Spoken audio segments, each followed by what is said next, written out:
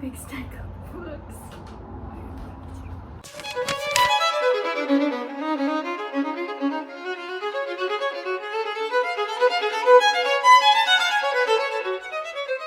Hi everybody, and welcome back to another video. Today I am going to be talking through some of my favorite books, television shows, and movies that have inspired me throughout my writing craft, I guess. I got a request to do this video. I'm gonna put the commenter's name here.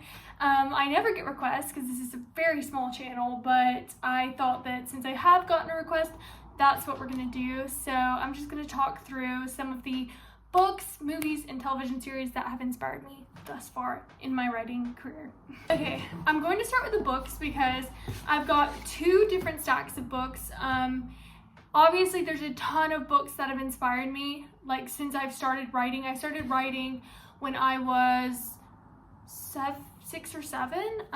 Like I have proof as well because in my school growing up, we would do these little books where you put like what you wanted to be when you grow up. And there's like documented proof that in first grade, I said I wanted to be an author, and that is still my goal and my dream. And that's what I've been working towards pretty much my whole life. So I started reading a lot as a kid because I lived in the countryside and we didn't have Wi-Fi growing up. We had like the dial-up internet, so like you could not get internet at my house. Yeah, so there just really wasn't anything to do besides play outside and read, and I love that, and I want the same thing for my kids. Growing up, my mom would always take us to the public library, and I would pick out like a massive stack of books and take them home and just read them every day. I read in the bathtub, I read outside sitting in trees, I read upside down sometimes. I have always been a reader, so it was quite hard to narrow down like what books have really impacted me the most, especially thinking back to my childhood because there were so many. I'd like to think up a list of the ones I don't include in this because, you know, growing up reading so much, I read so many books. But the ones that would come to my head I'll put here, but I'm not going to talk about all of them, obviously. I'm just going to talk about the ones that have stuck out the most. So I will say I was a Greek mythology girl. I'll add that first of all. Of course, I read Percy Jackson, but I was more into the actual Greek mythology. I would check out like these massive books with all of the different, the stories from Greek mythology and read all of those. So those played a big inspiration in my writing, I think. Like in general, folklore, anything like that, like folk tales, I loved reading. To this day, I still love reading any sort of mythology, especially smaller, lesser known myths around tiny villages or, you know, more unique stories. Like when you think about somewhere like Cornwall, I live in Devon now, so I like to look into like the dark mythology in Cornwall. I follow like an Instagram account, but you know, it's very niche. I love Irish mythology as well. I know that a lot of fantasy writers do. I really have gotten in-depth interested in Irish mythology. My partner's Irish. I met him in uni here, and wanting to know more about his culture, I ended up researching it a lot. I took a trip to Ireland and I fell in love with it. So it's a very magical place. I understand why a lot of people find it inspiring. Anyway, so now let's move into the actual books I have on me. Actually, I'll start with my main book. It's a book slash film, so I could technically save it for the film section, but I'll go ahead and say that if I had to summarize who I am as a person within a book slash movie, Coraline. Hands down Coraline. I'm a Coraline girl at heart. Everything about that film I just absolutely love, and I have read the book as well. I do prefer the film adaptation. I love stop motion. There's something so eerie about it, like just everything about that movie, the soundtrack, the colors, everything, like it's just so aesthetic to me. And I love how it's not, I wouldn't say it's scary, maybe for a child it would be, but like it's not scary, but it's that feeling that's kind of ominous and off-putting, and I love that in a movie. Even the book kind of has that vibe, and that is my absolute #1 film ever, favorite movie ever. Everyone who knows me knows how much I love Coraline. I've seen it so many times and I'm obsessed with it. It's a comfort film for me. jump scare editing Natalie here. I just wanted to add that another reason I love Coraline, that I kind of happened upon recently, is the other mother is unseelie. Like, she's an unseelie fae. So like the whole concept of like Coraline traveling through the portal and everything, she's traveling into a sort of other world where her other mother is. So, you know, in a lot of fae folklore, they are referred to as the others. So yeah, I just thought that was kind of interesting when I happened upon that, and I thought that some of you, if you're into Coraline, you might find that interesting, especially if you currently are really obsessed with like fairy folklore or have always been obsessed with fairy folklore. That might explain why you are also drawn to Coraline. So yeah, sorry for the jump scare, guys. Anyway, now we'll move into my physical books.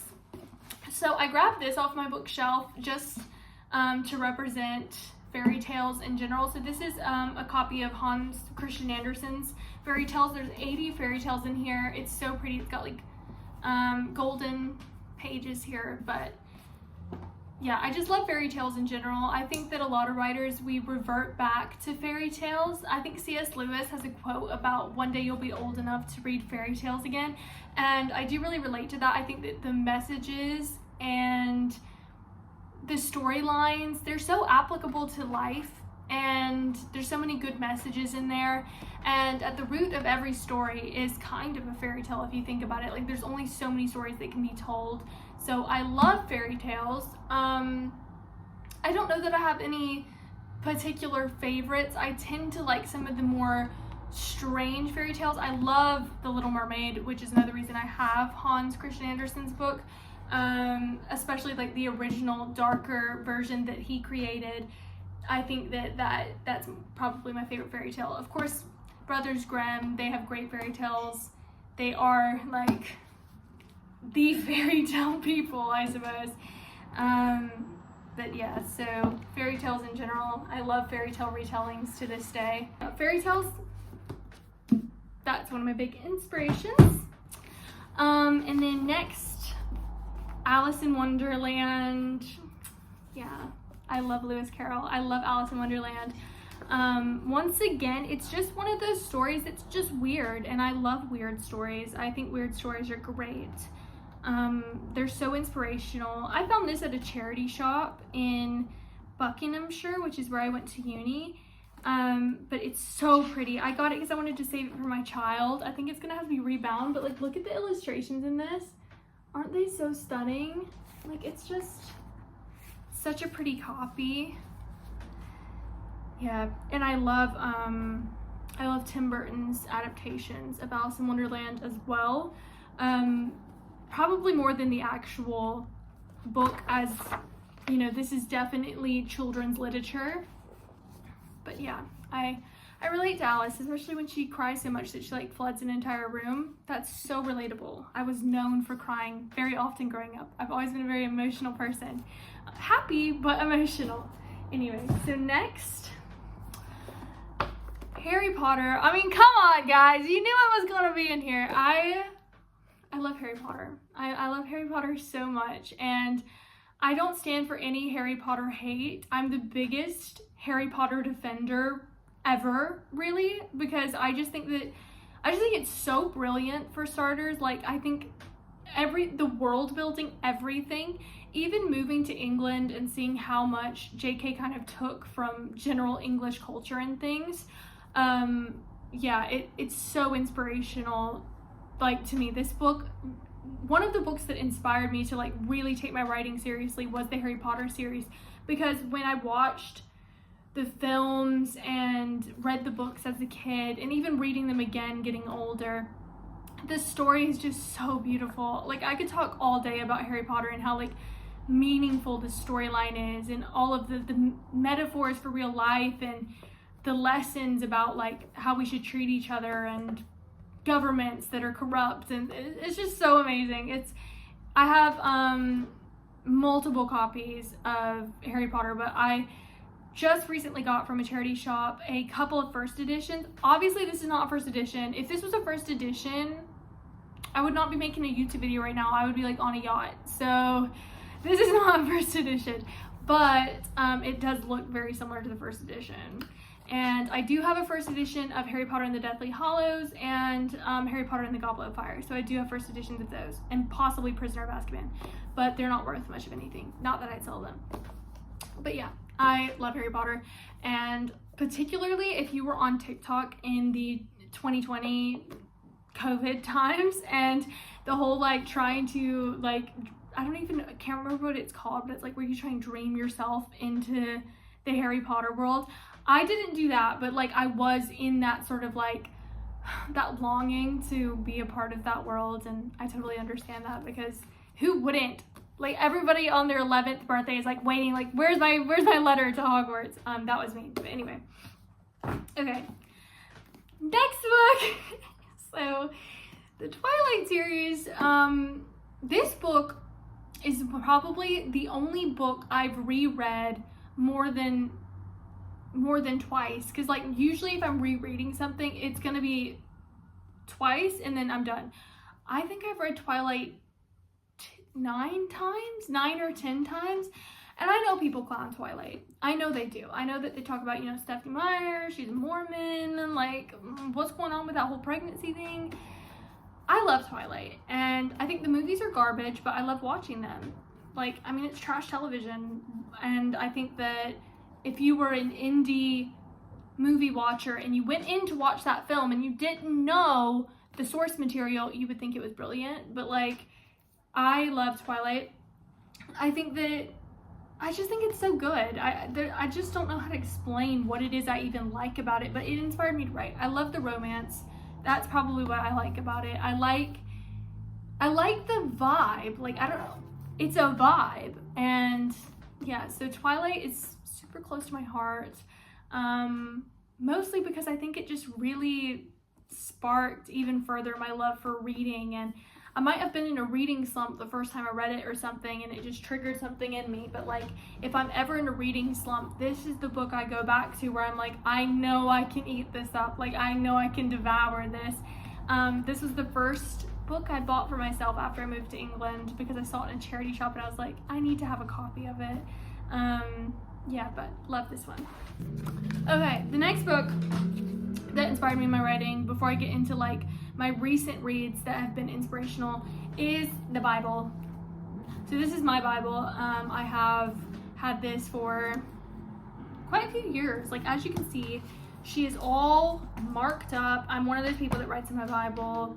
I think some people think it's like a sin or something, but this is what helps me to analyze the text. And before anyone clowns me in the comments, most of your favorite authors, like if you like Tolkien, if you like C.S. Lewis, most of them were Christian. It's probably because biblical literature, whether or not you are religious, these stories are so timeless, and the themes and the messages, they're integrated into most texts that have some sort of good versus evil dynamic. So even if you aren't religious, if you're trying to become a writer, I definitely recommend reading the Bible, even looking into other religions and their stories, because I think that just it's very influential. I mean, for example, The Selection, if you've read that book, that story is inspired by biblical literature. I mean, obviously The Lion, the Witch, and the Wardrobe is inspired by biblical literature. Tolkien was a Catholic, so he's very, very into his biblical literature as well. And it's very deep. Like, I mean, definitely worth reading, but the Bible's always been very inspirational to me growing up with these stories and things. Being a Christian, I do look to my religion for inspiration when I'm writing.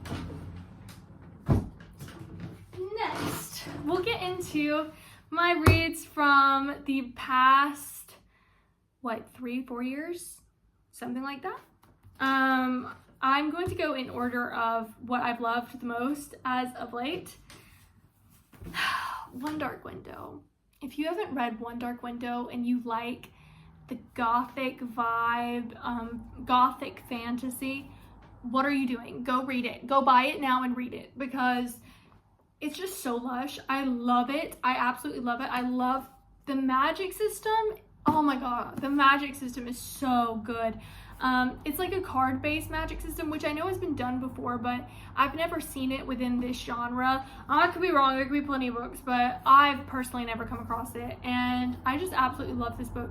I think that the atmosphere of it, it was the first time I read a book in this genre, and I felt like, okay, this whole like gothic romantasy thing, I could see myself writing a book in this genre. And one of my current projects, I have like 2 ongoing current projects. One of them is a gothic sort of romantasy, and this was a huge influence for me in terms of nailing an atmosphere.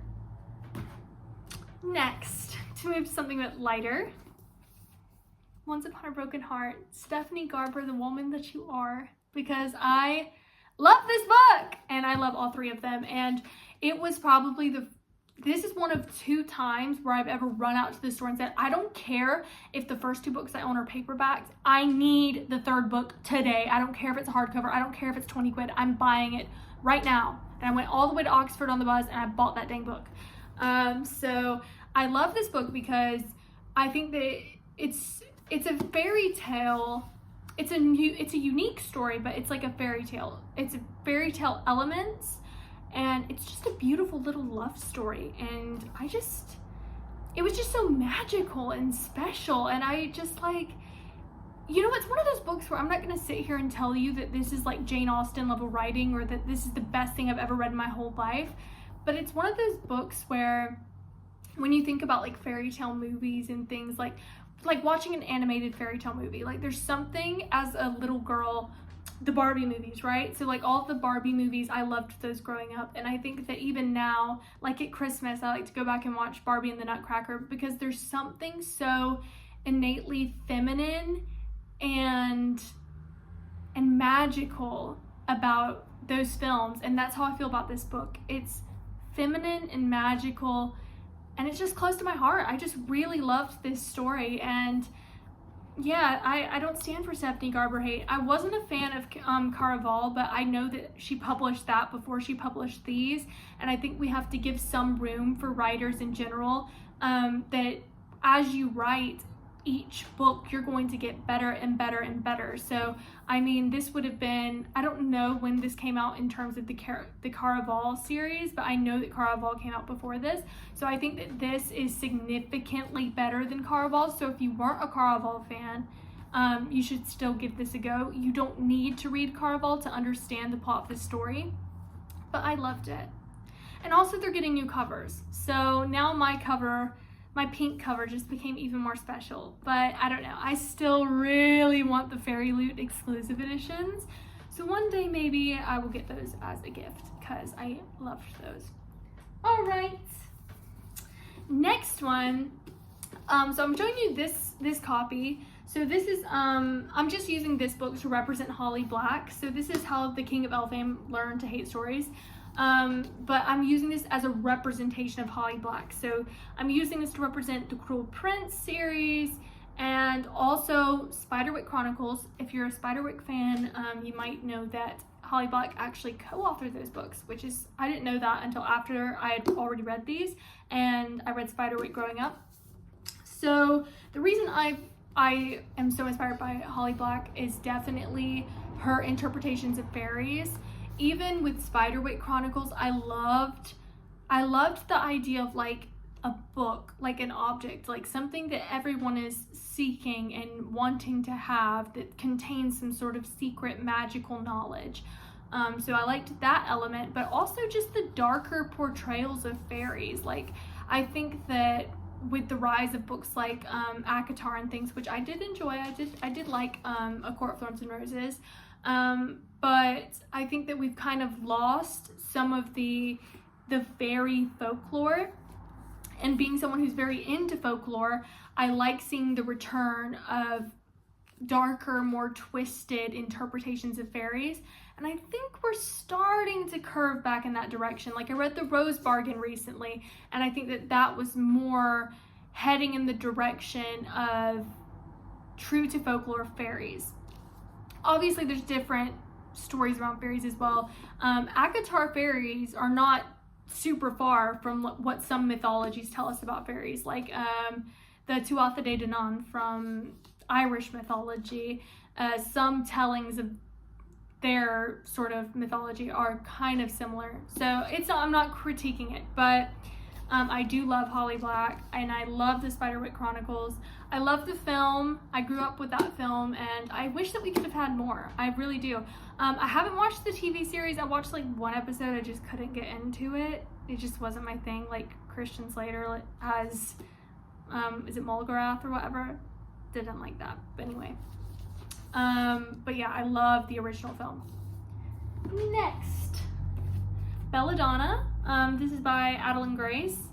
Once again, this was just like really atmospheric and just really on par with that whole like gothic fantasy genre.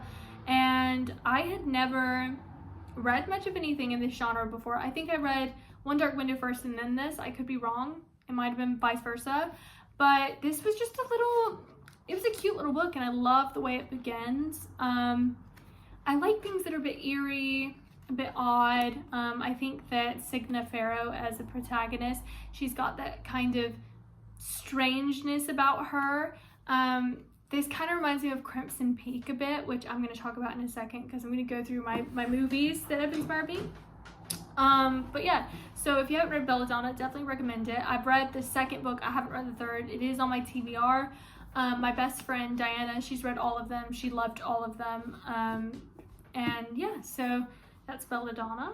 And now let's go into films and television shows. Okay guys, so I've written down my movies and television shows so that I can stay on track.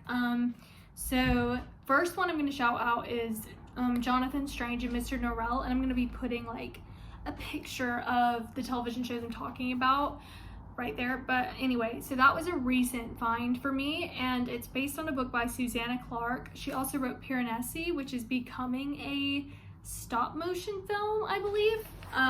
But basically, the second I started watching that show, literally like a month ago or 2 months ago, I was like, this is amazing, and why is no one talking about this? Because it was just so good. And the magic in it, it's got that kind of dark, eerie, twisted, Victorian feel, and it's set in London.